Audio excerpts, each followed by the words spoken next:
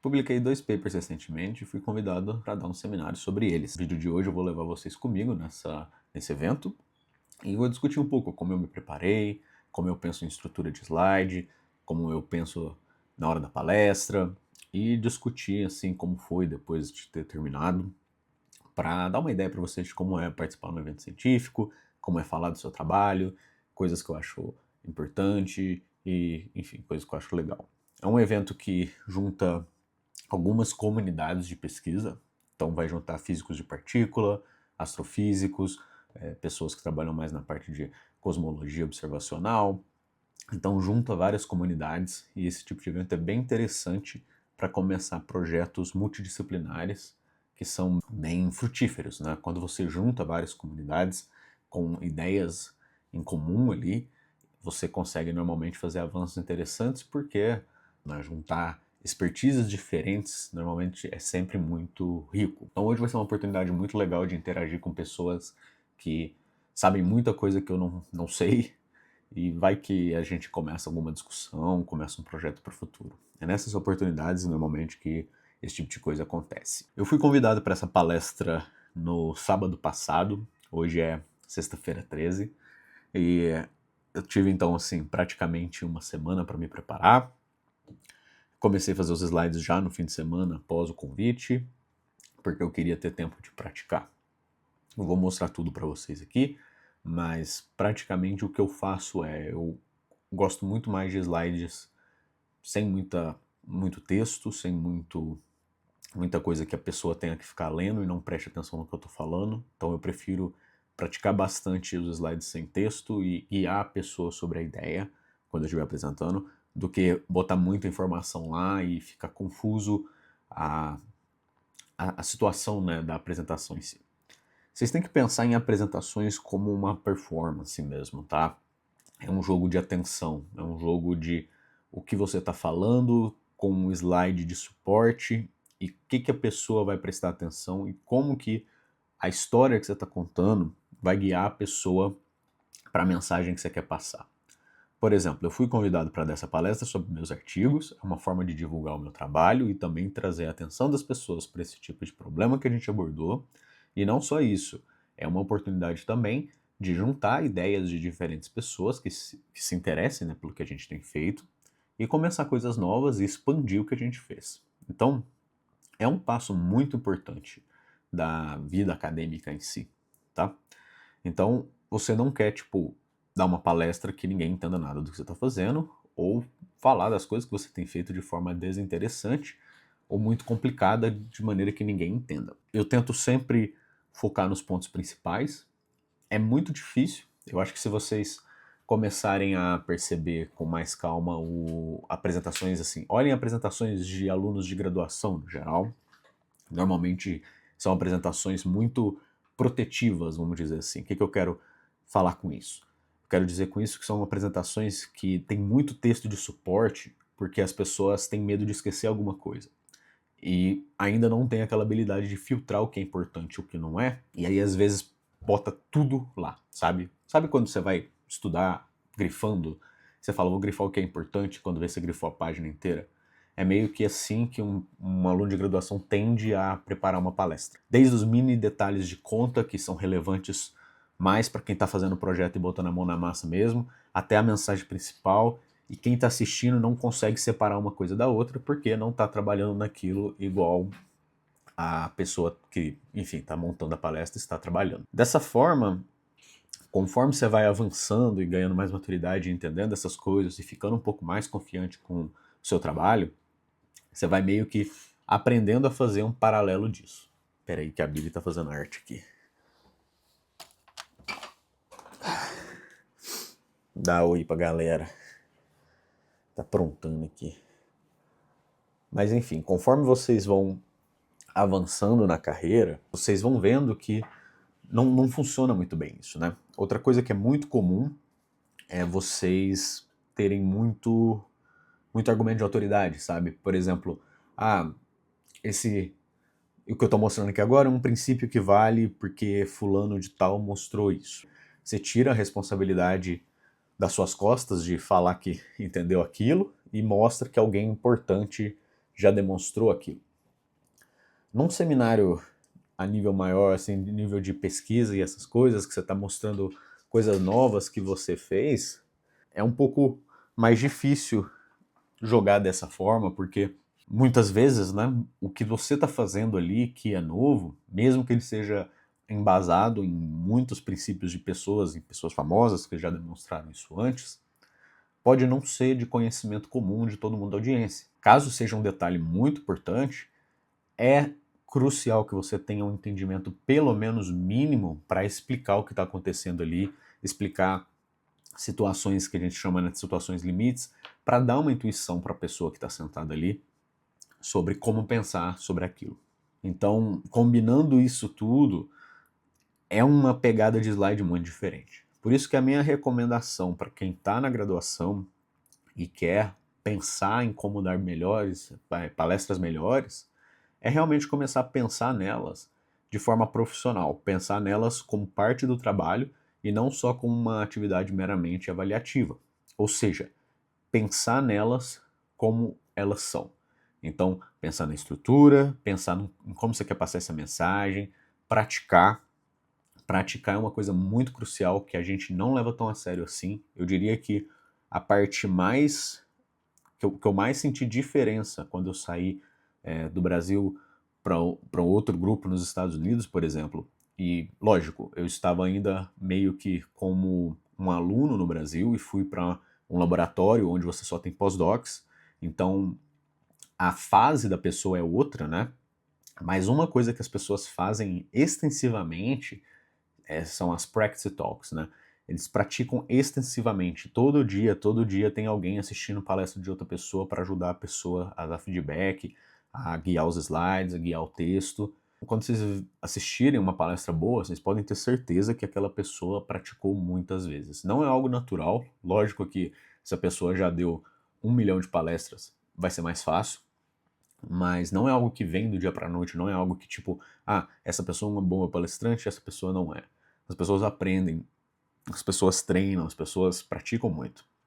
Então, só para dar uma ideia, essa apresentação minha aqui, eu devo ter praticado ela nessa semana umas 13, 14 vezes, cada vez 1 hora, então é mais ou menos o tempo que eu investi aí na semana por conta desse evento. Dito isso, vamos ver um pouquinho dos slides aqui. Para os slides, eu uso esse template, eu uso o Keynote para montar slide, tá? Aqui é o slide de abertura, eu vou falar só do nome do artigo, em quais artigos que eles são baseados e as pessoas que eu trabalhei, e coloca também, né, a parte de financiamento e do instituto. Eu vou começar definindo o que é, enfim, no título tem Changing Serendipity, vou começar definindo Serendipity, porque só para começar quebrando o gelo um pouco.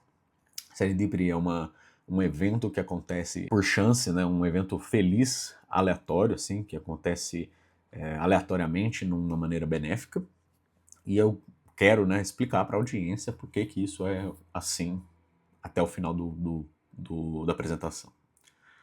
Depois eu vou discutir um pouco nossa motivação, que as pessoas podem pensar que é astronomia de multimensageiros, especificamente fótons e neutrinos, mas na verdade a gente estava se perguntando se neutrinos são os únicos candidatos que podem observar uma fonte astrofísica. E aí a gente vai discutir como ver o mundo pelos fótons, vou introduzir alguns conceitos como campo de visão, as coordenadas que são utilizadas nas buscas que a gente está interessado e falar sobre as interações. E depois, então, vou quebrar esses em detalhes, né? Vou introduzir o campo de visão, falar de como é importante quando as fontes, né, estão no campo de visão, o experimento consegue ver. A gente depois vai falar sobre o que acontece quando a Terra roda. Então, uma introdução bem pedestre nisso. E aí a gente vai usar um exemplo específico, que são os telescópios de gamma rays. Então, aqui eu vou falar do princípio, por que eles funcionam, como que eles operam, né? Principalmente os que a gente está interessado, e depois vou falar do campo de visão instantâneo. Então esse plot aqui já é um plot, comecei meio com coisas de desenho, e aqui já é um plot real, mas só com aquele cone saindo do telescópio a gente consegue entender o que são essas projeções aqui. Isso é literalmente o cone projetado no mapa do céu, e aí a gente consegue ver qual que é a área coberta por cada experimento que eu vou discutir aqui. nesse tipo de coisa. Então isso dá uma noção de onde que eles monitoram instantaneamente a cada pedaço de tempo. Vou introduzir as coordenadas para esse tipo de coisa aqui, e depois vou falar o que é importante para a gente, né? Que é, na verdade, as regiões brancas, que são as regiões que instantaneamente não estão sendo monitoradas. Depois eu vou introduzir cada um dos experimentos que está nesse plot, e vou discutir essa data do que a gente fixou, né? Como eu falei, isso daqui é um snapshot instantâneo, então eu vou fixar numa data, e a data que a gente escolheu é a data do evento mais energético da história da física de partículas, né? O evento de neutrino mais energético, que é o evento que o KM3NeT detectou recentemente, e tem um vídeo aqui sobre no canal, caso vocês queiram ver. Vou discutir um pouco do evento, isso daqui é o exemplo de serendipity na prática, porque a gente começou a trabalhar antes disso, e no fim das contas acabou que depois que esse evento aconteceu, a gente tem um tempo, né, muito motivado para estudar. Mas tudo que a gente vai discutir é geral. Coloquei uma fotinha aqui de que eu vi esse evento sendo anunciado de primeira mão na conferência que eles anunciaram. Foi muito divertido, como um cientista de início de carreira, ver um anúncio de um negócio desse tipo junto com outras pessoas. Por exemplo, nessa foto aqui eu tô ali atrás e na frente tem 2 ganhadores do Prêmio Nobel. Então tive a chance de conversar bastante com eles, conhecer eles e escutar esses anúncios junto com todo mundo ali na comunidade. Foi bem legal. Então isso aqui é só para quebrar um pouco de gelo também. Depois um resuminho de onde que a gente está nessa parte até agora. Então tô falando, vou contar a palestra, né, como se a gente estivesse usando nossas lentes de fótons, né? A gente está vendo o universo através de fótons. E foi isso que a gente aprendeu até agora, que existem regiões que não são monitoradas instantaneamente. Aí depois a gente vai discutir instantâneo, o que isso quer dizer. E o interessante é que esse evento, né, a detecção desse evento, implica numa tensão, porque a gente tem outro experimento que está tomando dados faz muito tempo, que é o experimento IceCube, e ele está totalmente construído. Enquanto que o experimento KM3NeT, que é esse novo, ainda está sob construção. Então como que você tem esse cara novato chegando agora, detectando esse evento super energético, e o outro cara ali de velha guarda está na luta aí e ainda não detectou isso. Então isso leva ao que a gente chama a uma tensão estatística, né? Você tem algo que acontece num lugar, mas é bem improvável, e você pode calcular o quão improvável é e falar precisamente quão improvável é. Isso é o que a gente usa estatística. Para falar isso, você tem que discutir a origem do evento. E aí o pessoal fez a conta para fontes difusas, você tem uma tensão de 3.5 sigma, para fontes cosmogênicas você tem uma tensão de 3.1 a 3.6 sigmas. Sigmas aqui são praticamente assim, quanto mais sigmas, maior a tensão. Nessa parte de cosmogênico eu vou fazer uma pausa para fazer uma propaganda aqui sobre o meu outro artigo que usou fluxos cosmogênicos, né? A gente tentou fazer um modelo de nova física para conseguir um fluxo maior de neutrinos na parte importante para o evento aí, usando nova física. Então vou fazer essa pausa, depois voltar para as fontes transientes, que é o que a gente está mais interessado, e fontes transientes a tensão é reduzida, então a gente aprende aqui que se for um burst, né, uma partícula, uma fonte que emite sinal por uma janela de tempo pequena, você diminui a tensão, ainda sobra 2 sigmas, que é uma tensão ainda, mas é menor do que as anteriores. E o que é legal é que, tipo, para bursts muito rápido, né, para partículas emitindo um fluxo de partículas muito rápido, você tem que o que importa é o instantaneous field of view, né?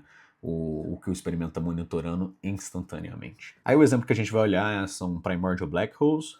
Primordial black holes são black holes que formaram aí no universo primordial, e por conta do efeito de Hawking eles podem estar evaporando hoje em dia. O processo de evaporação é literalmente emitir partículas. A gente vai considerar partículas do modelo padrão, especificamente neutrinos e fótons, porque neutrinos e fótons são os candidatos mais prováveis a chegar em detectores na Terra, porque as outras partículas se perdem no caminho. Tem 2 tipos de fluxo, isso daqui eu não preciso discutir aqui no vídeo, mas essa é a ideia. O que é importante aqui na física de primordial black holes é o processo de evaporação. Isso depende da massa e temperatura. Quando a massa é grande, a temperatura é pequena, e quando ele evapora, a temperatura aumenta. Ou seja, os estados finais da vida desse cara é caracterizado por um burst de partículas, uma emissão enorme de partículas com uma temperatura muito alta, e temperatura muito alta implica que a energia dessas partículas vai ser altíssima. Aí a gente ilustra um dos cálculos que a gente fez aqui. Essas 3 curvas são para tempos diferentes antes do Primordial Black Hole completar sua evaporação. Se você vê a curva vermelha, que falta 10 a menos 9 segundos para ele completar a evaporação, você tem um fluxo, né? Aqui o eixo Y é o número de neutrinos por energia e tempo emitido, e o eixo X é a energia.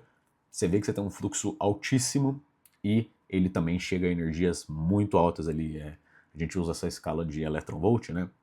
Então aqui o eixo X está em 10 elevado a 9 eletronvolts e você chega ali até 10 a 8 vezes 10 a 9 eletronvolts. Então é altíssimo o range de energia que ele cobre. Depois disso a gente vai discutir o campo de visão instantâneo de neutrinos. Então, a gente vai discutir como a rotação da Terra impacta a posição relativa entre o detector e a fonte.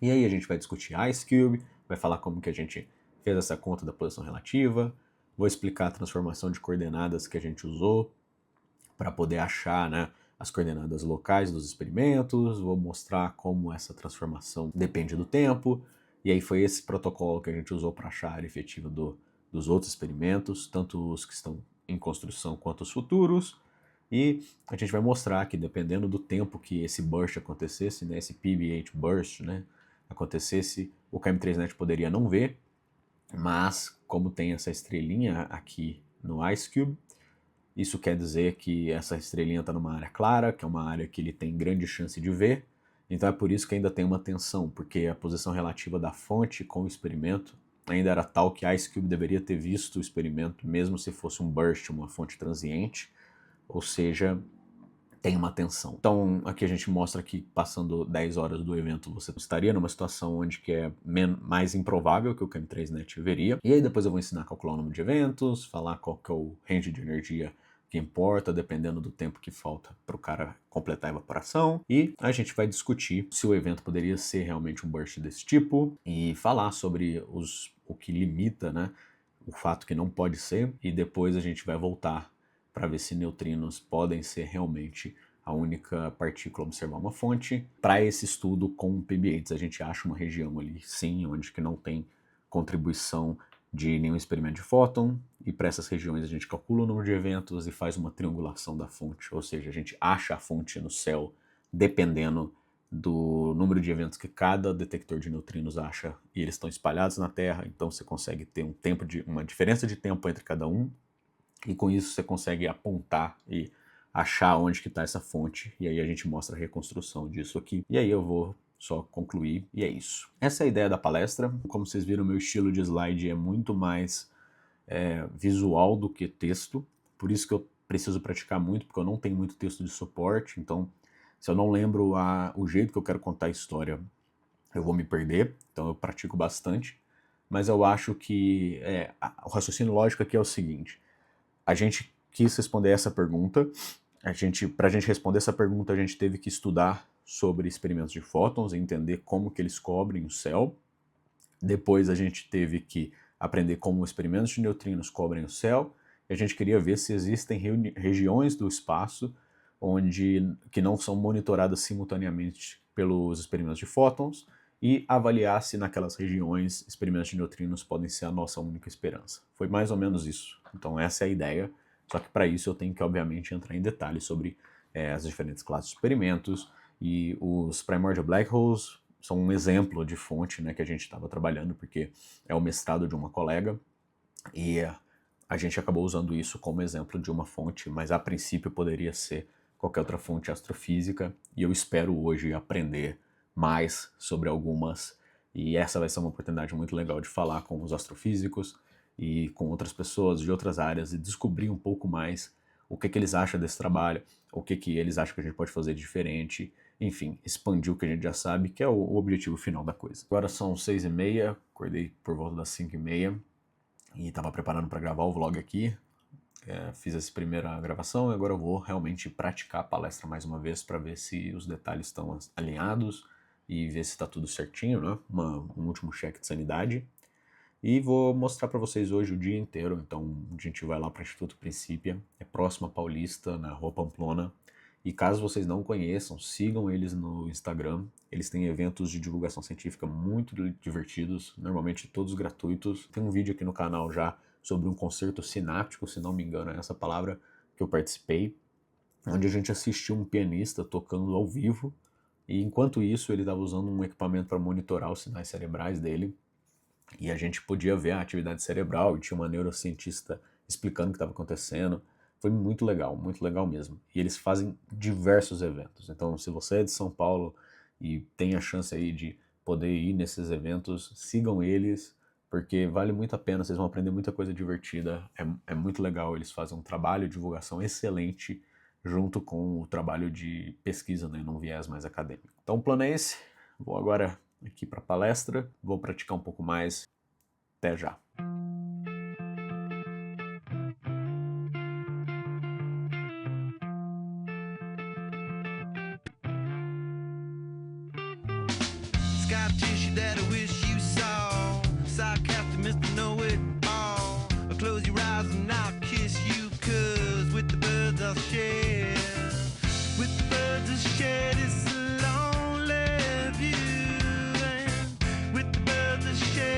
Acabei de voltar da academia aqui, foi um treino de perna hoje, simples, foram 4 exercícios eu acho, coisa bem básica. Agora preparar um cafezinho aqui e já pegar as coisas para ir pro instituto. Bora lá!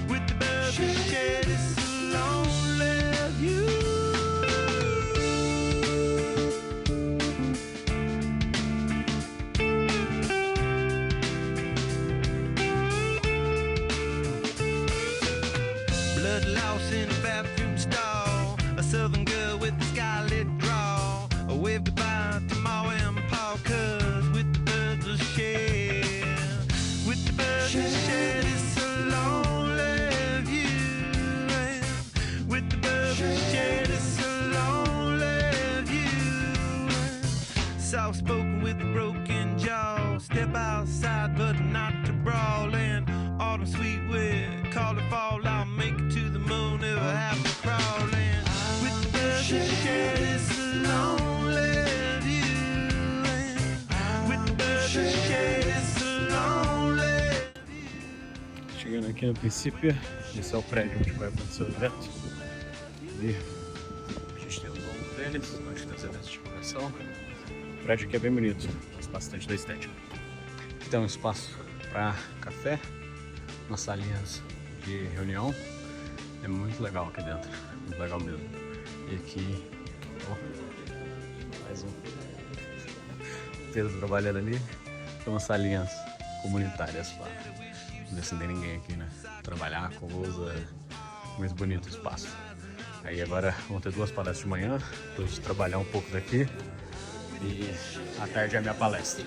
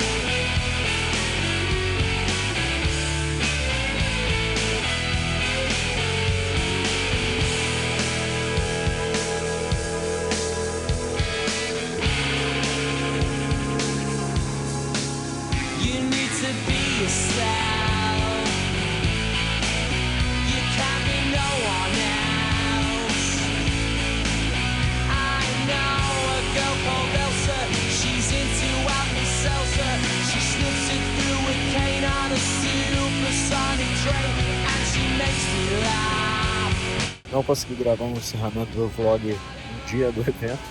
Hoje é domingo já, foi uma correria ontem, então estou gravando aqui agora. Foi tudo muito bem, a palestra correu tranquila. Tive bastante perguntas de pessoas de outras áreas, o que era exatamente o que eu estava mirando. Então gerou certa discussão interessante e foi bem produtivo.